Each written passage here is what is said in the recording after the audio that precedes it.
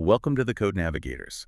We're your resource for really getting to grips with the International Code Council codebooks. That's right. Our whole mission here is to be your guides, to help you break down this, well, let's face it, pretty dense material. Exactly. Whether you're studying for an ICC exam, you're in the middle of a design, or you just want to deepen your professional knowledge, knowing how to navigate these chapters efficiently is it's everything. It really is. And it's more than just reading the words on the page.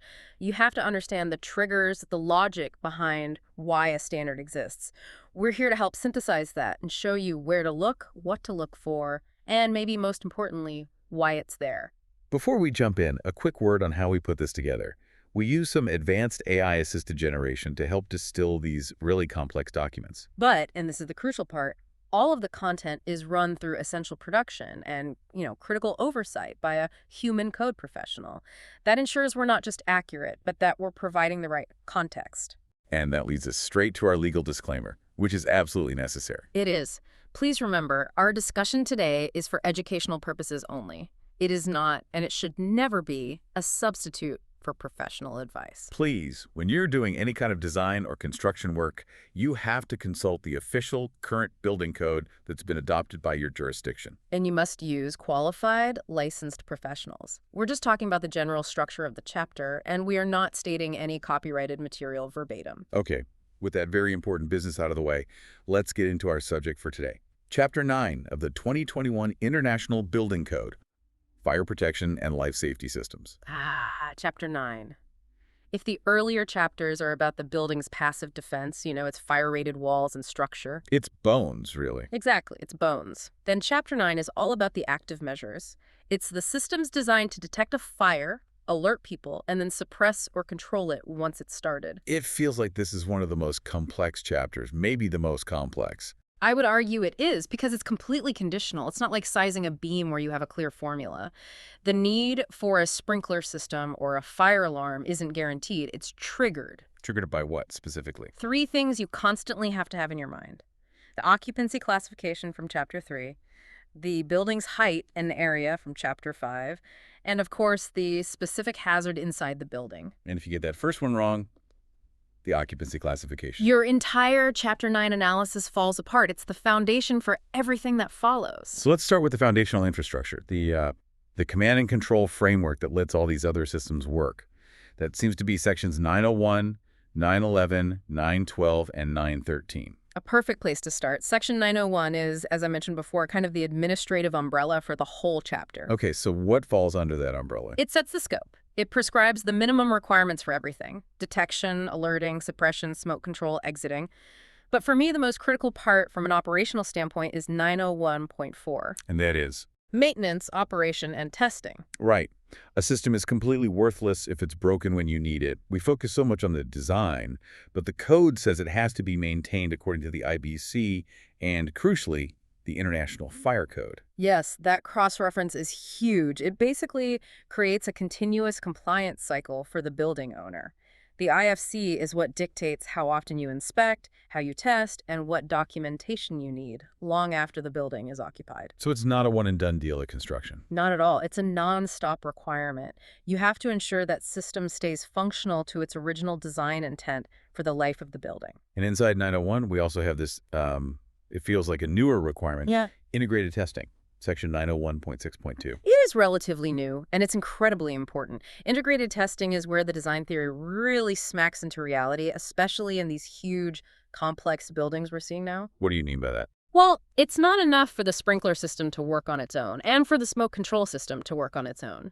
Integrated testing verifies that they work together. It checks the interconnection and, more importantly, the intended sequence of operations. You mean like the choreography of it all? Choreography, that's the perfect word for it. The fire alarm goes off, which then signals the magnetic door hold opens to release. Okay. Then the elevator has to recall to the ground floor, the main HVAC system shuts down, and the smoke control system starts to pressurize the stairwells, all in a specific order. And if that sequence fails? The whole life safety plan is compromised. Imagine if the smoke exhaust fans turn on before the supply fans. You could actually pull smoke into the exit paths. That's why this is mandatory for high-rise buildings and any building with smoke control. I was looking at the testing frequency in 901.6.2.1. It says testing must happen not exceeding 10 years after the issuance of the certificate of occupancy. 10 years seems like a really long time for something so critical. That's a great question, and it's one professionals ask a lot. The thinking from the Code Committee is that the 10-year period is focused on the integrated function itself. Ah, not the individual components. Exactly. The individual parts, the sprinklers, the fans, the alarms, they are all being tested much more frequently, annually or even quarterly under the IFC, so the code assumes those parts are working. So the 10-year test is the big picture check. Precisely. The original integrated test is incredibly rigorous. It can take weeks to complete. The 10-year retest is just to make sure that over a decade of small repairs or updates, the systems haven't drifted out of sync with each other. Okay, that context helps. Now, what about system monitoring? Section 901.5. This is simple but vital. Any required fire protection system has to be monitored by an approved supervisory service. Which means? It means it has to be monitored according to NFPA 72, which is the National Fire Alarm and Signaling Code. This is what guarantees a rapid response. If a water flow alarm goes off, or even a supervisory signal like a valve getting partially closed, Someone knows about it instantly. instantly, the signal is transmitted to a central station or directly to the fire department so they can dispatch or investigate. The operational status is just as important as an active alarm. Okay, that makes sense. Let's move on to Section 912.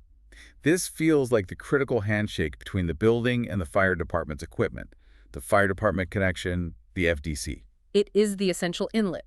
This is how the fire department pumps supplemental water into the building systems. And its location, covered in 912.2 and 912.3, is driven entirely by logistics. So visibility, accessibility. And it has to be within 100 feet of an approved fire apparatus access road. You can't have it hidden behind landscaping or tucked around the back of the building. In a fire, every minute lost trying to find the FDC it can be fatal. I remember a project where the hose threads became a huge issue, Section 912.4. It seems like such a small detail. It seems small, but it's absolutely non-trivial. The hose threads on the FDC have to be compatible with what the local fire department uses. So you can't just use a national standard. Not always. Sometimes a local department uses a specific regional or even a historic thread pattern. If the engine's hose doesn't match the FDC inlet, then that whole suppression system has no external support. It's a useless pipe. That's why the local fire code official's sign-off is so important. What about the clearance around it and the locking caps? I see that in 912.4.2 and 912.4.3. The clearance is just common sense. Firefighters need room to connect heavy hoses and use large wrenches. As for the locking caps, they're allowed for security to prevent vandalism, but only if the fire department has approved key wrenches readily available. So security can't get in the way of operations. Never. All right, next up is Section 913, fire pumps. These are needed when the city water supply just can't cut it right. That's the main reason, yes. When the municipal supply can't provide the flow and pressure demanded by the sprinkler or standpipe system, you need a pump. Yep. And they have to be installed per NFPA 20. The IBC seems very focused on making sure that pump stays running during a fire. Section 913.2.2 talks about protecting the electrical circuits. It's a huge point of emphasis. It requires a fire resistance rating of not less than 2 hours for that electrical circuit's pathway. Why 2 hours specifically? Is there a reason for that number? There is. The 2-hour rating is a calculated duration. It's meant to ensure the pump can keep running, delivering water, even if parts of the building are on fire or collapsing near the pump room or its electrical conduits. It aligns with the kind of fire duration you'd expect in a large building that requires such a powerful pump. So if that power fails early, the standpipe system in a high-rise becomes almost useless. You're left with whatever water is in the tank, and that's not nearly enough. The code also talks about the pump room environment itself. It does, 913.3.1. The temperature has to stay above 40 degrees Fahrenheit to prevent freezing and to make sure any diesel engines can start reliably. And for reliability, 913.4 requires all the main water supply valves to have supervisory service. So you get an alert if someone tries to shut it off. Immediately. No accidental or malicious shutdowns. Okay, last in this infrastructure segment. Section 911, the Fire Command Center. The nerve center. The nerve center for the emergency response, exactly. It's required in all high-rise buildings, buildings with high-piled combustible storage, and a few other cases. The whole idea is giving the fire department a single, safe, organized space to command the entire operation from. And it has to be a very protected space. Absolutely. It has to be separated from the rest of the building with assemblies that have at least a 2-hour fire resistance rating. You need to ensure the incident commanders can survive in there. And it has a minimum size, too. It does. 911.1.3 mandates at least 200 square feet with a minimum dimension of 10 feet. It needs to be big enough for multiple people, maps, equipment without being cramped. So what makes it a command center beyond the protected room? What's inside? It's the central hub for all the life safety systems. Section 911.1.6 lists the required features. You need the main fire alarm control panel, the 2 waste communication system, status indicators for fire pumps and generators. Floor plans. Yes, detailed floor plans showing exits and system layouts, keys for locked areas, and critically, the firefighter's control panel for any smoke control systems. Every major system has to be controllable and report its status right there in that one room. Okay, so that's the foundation. Now let's move into the active defenses. Section 903, automatic sprinkler systems. This feels like the section that designers live and die by. It really is the pivot point for the whole chapter. It's where the rules about occupancy and size get translated directly into a mandate for suppression.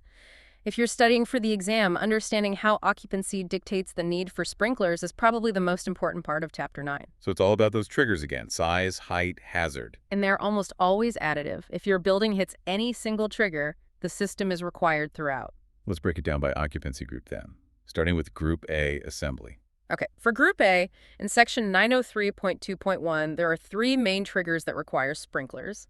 First, if the fire area is over 12,000 square feet. That 12,000 square foot number seems to come up a lot. It's a common benchmark, yes. The second trigger is an occupant load of 300 or more, regardless of the area. This is about protecting density of people. So a smaller but very crowded space. Exactly.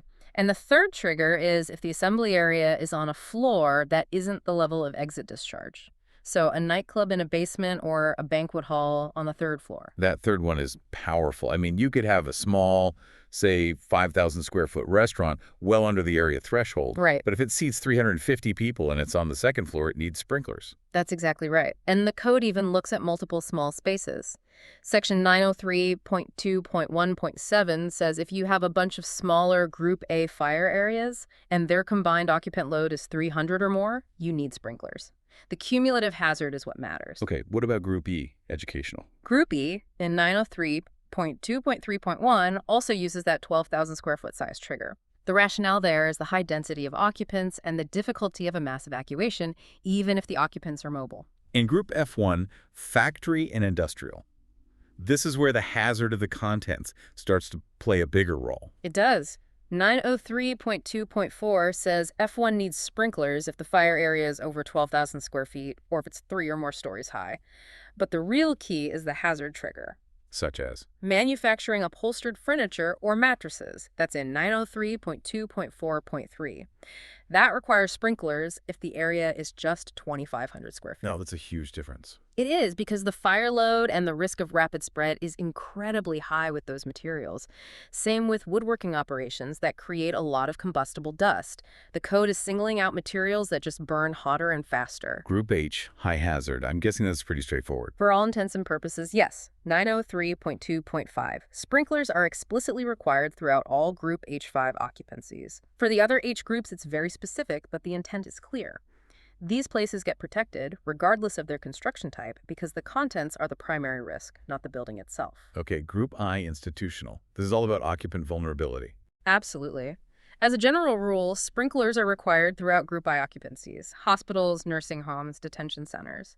Places where people cannot save themselves, the active defense system is just non-negotiable. Are there any questions? A very minor one for very small care facilities, 5 or fewer residents, if they are in what's essentially a single-family home, and meet a specific residential sprinkler standard. But that's about it. Let's talk about Group M, mercantile. This one has that tricky cumulative area rule. It does. In 903.2.7, you have the standard 12,000 square foot trigger, or if the mercantile area is more than 3 stories up.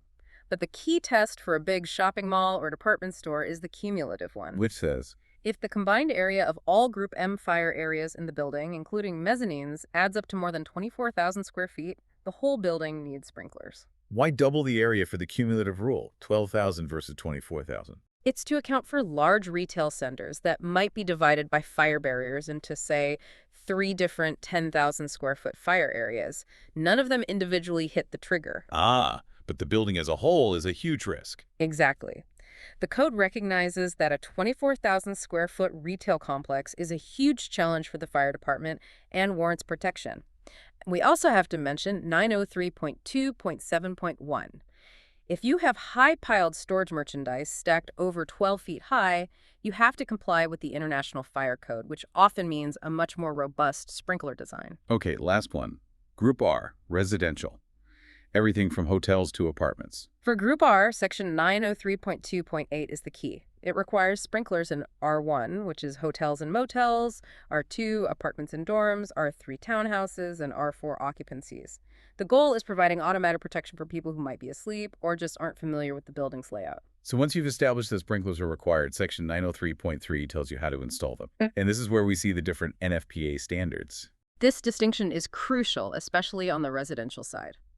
There are three main standards. You have NFPA 13, which is the gold standard for commercial and industrial buildings. The most robust one. By far. It requires full hydraulic calculations, a hose stream allowance for the fire department, really robust water supplies. Then you have NFPA 13R. For residential, right? Right, for residential occupancies up to 4 stories in height. It's a lighter standard. It lets you omit sprinklers in small closets or bathrooms and uses simpler design criteria. And the third is NFPA 13D. That's for 1 and 2 family dwellings and manufactured homes. It's the simplest standard, really focused on life safety within that one unit, not property protection. What's the biggest design difference between 13 and 13R that someone studying needs to know? The water supply. It's a fundamental difference. NFPA 13 requires you to design the water supply for the single most demanding area in the entire building, plus a hose stream allowance. And 13R? NFPA 13R is a life safety system. Its water supply is based on the demand of just the first 4 operating sprinklers. Just 4? That's a massive difference. It's a drastic difference in the water demand, and it's what makes 13R financially and logistically possible in buildings where a full 13 system might not be, but it's strictly limited to buildings 4 stories or less. And once the design is done, the math has to be proven. Absolutely. Section 903.3.8 is explicit that hydraulic calculations have to be performed. We won't go into the details of the calculation itself, but you have to be able to show that the system can deliver the required water flow and pressure to the most remote sprinkler head. And finally, the system has to talk back. Section 903.4, monitoring and alarms. The second water starts flowing, someone has to know. Every sprinkler system needs water flow alarms, supervisory signals to indicate a change in status, and tamper switches on the valves. And these all get wired into the fire alarm system. They have to be electrically connected to a listed fire alarm system, which, as we said, is then monitored by a supervisory station. It's all about redundancy and ensuring operational integrity. Okay, let's pivot to situations where water might not be the best choice. Section 904, alternative automatic fire extinguishing systems. These are your specialized tools, and 904.1 is very clear. You can only use these instead of sprinklers where the code official specifically allows it. They are not a default replacement. The most common one we all see is in commercial kitchen hoods. That's the one, Section 904.2. They have to have a system that complies with the International Mechanical Code, and it's usually a wet chemical system that's designed to, well, essentially turn grease fires into soap. And the code lists a bunch of other types: dry chemical, foam, clean agents. Yes, in sections 904.5 through 904.0, a data center might use a clean agent system because it won't damage the electronics. A place storing flammable liquids would use a foam system. The key here is that these specialized systems require specialized, continuous inspection and testing. We've covered sprinklers. Let's talk about the systems that support the fire department, especially in taller buildings. Section 905, standpipe systems. Standpipes are, in essence, a permanent plumbing system for the fire department to use inside the building. And they become mandatory based on a height trigger. A very precise one in 905.3. They're required in any building where the highest floor is more than 30 feet above the lowest level of fire department vehicle access, or if the lowest floor is more than 30 feet below that access level. So deep basements, too. Exactly. And it's also just a flat requirement for any building that's 4 or more stories above the grade plane. 30 feet or 4 stories. Yeah. That's the point where trying to drag hoses up multiple flights of stairs just becomes Impractical. Completely impractical. Now, how do we tell the different classes of standpipes apart? That's in 905.5. Right, there are 3 classes. There are. Class 1 is designed only for the fire department. It has 2.5-inch hose connections for their big supply lines. Okay. Class 2 is designed for occupants or trained personnel to use. It has smaller 1.5-inch connections and comes with a hose and nozzle already attached. You see these in some older, smaller buildings. And Class 3. Class 3 combines them.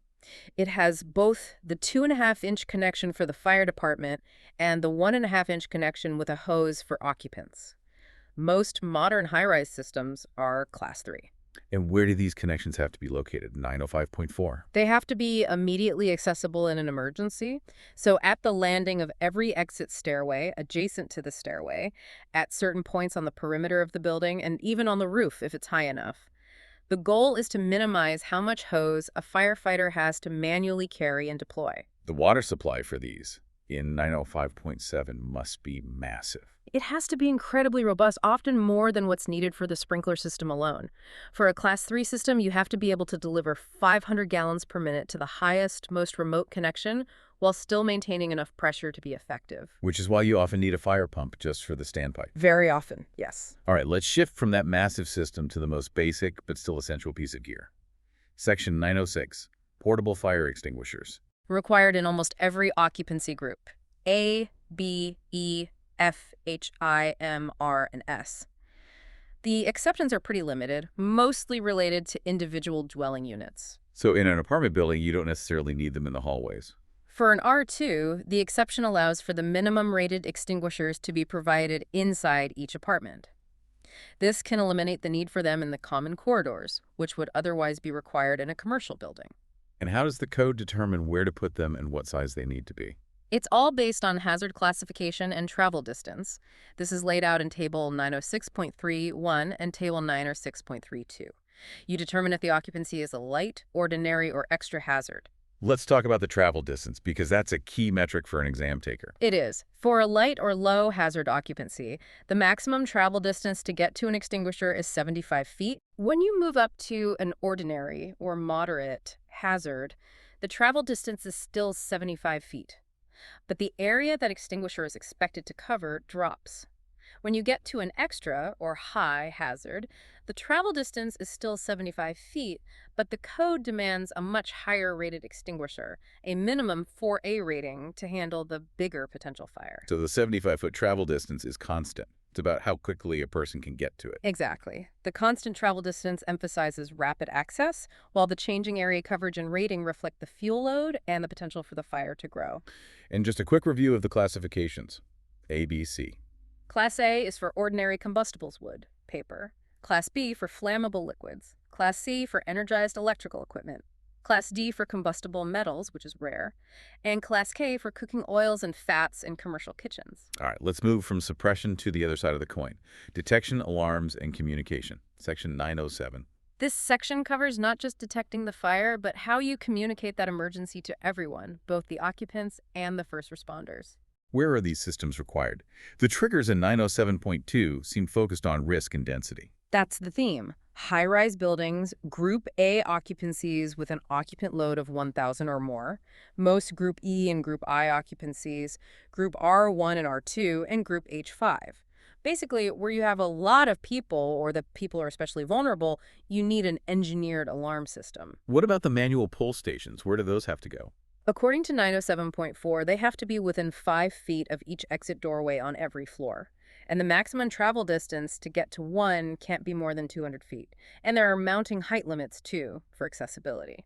Section 907.2.011 is about smoke detection, specifically the alarms inside residential units. Yes, the single and multiple station alarms. They're mandatory in all sleeping areas and in the immediate vicinity of sleeping areas and dwelling units. And the most important technical requirement here is interconnectivity. 907.2.11.4. That's the one. When one alarm goes off, say the one in the kitchen, all the other alarms in that same apartment have to sound simultaneously. So everyone hears it no matter where they are. It maximizes the time people have to escape, especially if a fire starts while they're asleep. And for buildings that serve a diverse population, visible alarms, the strobes, are required. They are. 907.5.2.3 requires visible alarms in public and common use areas to alert anyone who is hearing impaired. There's even a table, 907.5.2.3, that tells you exactly how many visible alarms you need in a hotel or apartment building based on the number of sleeping units. For the most complex buildings, we go beyond just horns and strobes to I an emergency voice alarm communication system. In EVACS, yes, Yeah. 907.5.2.2. These are mandatory for high-rises, large assembly occupancies, and certain institutional buildings. They use loudspeakers to broadcast either live voice instructions or pre-recorded messages. So it's more than just an alert, it's providing information. It's a huge difference. A horn just tells you there's a problem, and EVACS can tell you what the problem is and what to do. The fire's on the 3rd floor. Please use stairwell A to evacuate. It allows for things like phased evacuation. And all of these systems, no matter how complex, need that external oversight from 907.6. Every single approved fire alarm system must be monitored by an approved supervising station. It's the ultimate failsafe. It ensures the fire department gets the signal right away. Let's touch on some non-fire hazards. Section 915, carbon monoxide detection. This is a critical life safety section. CO detection is required in any dwelling or sleeping unit that has a fuel-burning appliance or an attached garage. Because CO is the silent killer. Odorless, colorless, and deadly. And the code is very specific about the location and power requirements for these alarms. Where do they go? 915.2 says they have to be installed outside of each separate sleeping area in the immediate vicinity of the bedrooms. And for power, 915.4.1 says they must be hardwired to the building's electrical system and have a battery backup. So not just battery operated. No. The requirement for a dedicated wired power source shows how critical the code considers continuous CO monitoring to be. What about Section 916, gas detection systems? These are for specific hazardous gases. The core requirement to know is the activation threshold in 916.8. The system has to trigger an alarm when the gas concentration hits 25% of the lower flammable limit, or LFL. Can you unpack that for us? What is the lower flammable limit? The LFL is the absolute lowest concentration of a gas in the air that will burn or explode if you introduce an ignition source. So 100% LFL is the minimum amount you need for a fire. And the alarm goes off at just 25% of that. Exactly. It provides a massive safety margin. At 25% LFL, the gas mixture is far too lean to ignite. It gives you a huge amount of time to ventilate the space, shut off the gas, and get everyone out long before you're in any real danger. That makes sense. Yeah. Finally, we have sections 917 and 918, which feel very modern, mass notification and emergency responder communication. They are. Section 917 covers mass notification systems, or MNS. These are for huge buildings, college campuses, places like that. It goes beyond a fire alarm to provide targeted, actionable information. Not just evacuate, but maybe shelter in place or avoid this part of the building. It's a modern security tool. It is. And Right. 9818 addresses a problem that modern buildings have created. Emergency responder communication coverage. These big, energy-efficient buildings, especially high-rises or buildings with huge underground garages, they're basically Faraday cages. They block radio signals. So firefighters can't talk to each other inside. Right. And that's incredibly dangerous. So Section 918 mandates that an in-building radio system, often called a distributed antenna system, or DS, has to be installed to provide reliable radio coverage for the fire department throughout the entire structure. If they can't communicate, the entire operation is compromised. Okay, that brings us to the last part of our discussion, the highly specialized and engineered systems. We're moving beyond prescriptive rules now, right? Section 909, smoke control systems. This is where things get really complex. Section 909 is basically an engineering textbook in itself. These are not off-the-shelf systems. They are specifically calculatively designed. And their purpose in 909.1 is not what people might think. It's not. The purpose of a smoke control system is to manage the movement of smoke to keep exit paths tenable for people to escape. It doesn't put the fire out. It buys time for evacuation and gives firefighters a clearer environment to work in. And this complexity means you have to do a lot of analysis up front. A huge amount. Section 909.4 requires a detailed, rational analysis as part of the design submittal. You have to model the fire, the sequence of the fans and dampers, the pressure differences, the expected smoke toxicity. You have to prove with engineering that your system will maintain life safety conditions. I was fascinated by the requirement in 909.6.2 about the maximum pressure difference. Why is that so important? Because if you create too much pressure, say, from a big fan pressurizing a stairwell to keep smoke out, you can make it physically impossible for someone to open the door to get into that stairwell. You could trap people. You could trap people with your safety system. So you have to perform calculations to ensure the pressure difference isn't so great that it impedes the door opening force, especially for someone who might be elderly or disabled. It's a very fine balance. And the code actually gives you the numbers for that. It does. For smoke-proof enclosures and elevator vestibules in 909.20 and 909.21, it specifies a very tight range. A minimum of 0.1 inches of water column and a maximum of 0.25. Staying in that narrow band requires extremely precise engineering. Given how dynamic and complex these are, the testing requirements in 909.18 must be really strict. More strict than almost any other system. The code requires a pre-programmed weekly test of the entire system just to make sure all the motors and dampers are cycling correctly. Then there's rigorous verification testing during construction and periodic testing after that. Because if it fails, If it fails, it can actually do more harm than good. It could actively push smoke into the very places you're trying to protect. okay, what about Section 910 smoke and heat vents? These are a bit simpler. You find them mostly in large single-story buildings like warehouses. Their job is just to vent smoke and heat out through the roof. To improve visibility and slow the fire spread. That's the idea. It helps keep the smoke layer high, giving firefighters a better chance to get to the seat of the fire. And their size is based on a calculation. Yes, 910.3.3 requires a calculation to determine the total required vent area. Again, we won't go into the math, but you need to know it's required. And they have to operate automatically, usually with fusible links that melt at around 360 degrees Fahrenheit, and they also need a manual override. Lastly, Section 914, emergency responder safety features. This section just reinforces the need to give responders safe and direct access. 914.1, for example, details requirements for safe access to shaftways, often from the exterior of the building. It's all about saving time and reducing risk for the firefighters. So as we wrap up Chapter 9, it's a huge, complex chapter. But it seems like it all comes back to three primary triggers. It does. If you can keep these three things in mind, you can navigate it successfully. Okay, so the first one is the occupancy group. The building's use defines the risk, which defines the protection required. Second is building height or stories. That 30-foot mark, or hitting 4 stories above grade, is the magic number that triggers the need for more advanced systems like standpipes and voice communication. And third is total area. That 12,000 square foot threshold is the benchmark for sprinklers in so many occupancies, and you have to watch out for those cumulative area rules. And for you, the listener, especially if you're studying for an exam, my advice is to focus on the exceptions and the cross-references. Knowing when the 12,000 square foot rule doesn't apply, or understanding the limits of NFPA 13R versus a full NFPA 13 system, that's what separates basic knowledge from real professional expertise. So a final thought to leave you with. We talked about how modern safety is moving more toward communication and coordination with things like mass notification and responder radio systems. Here's the provocative thought. What if future building materials have significantly lower fire loads? Think about non-combustible wood composites or materials that are self-extinguishing. If that happens, will the codes ever shift away from these prescriptive requirements based on area and instead rely entirely on very sophisticated performance-based detection and smoke control? Could AI and predictive modeling change how we even define a fire suppression trigger in the first place? That is a fascinating question for the future of life safety engineering.